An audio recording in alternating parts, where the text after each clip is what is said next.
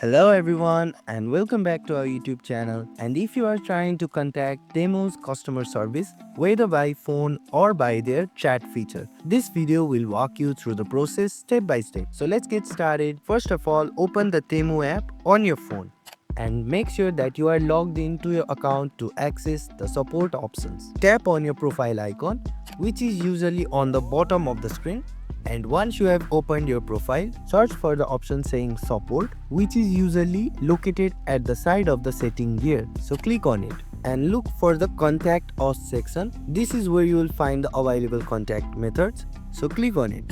Temu's primary support feature is their live chat.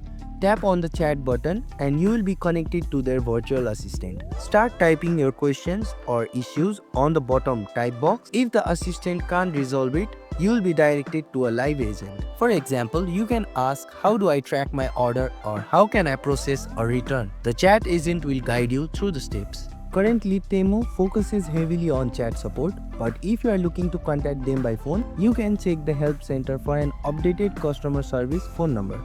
And keep on mind that phone support may not be available in all the regions, so using the chat feature might be your quickest option.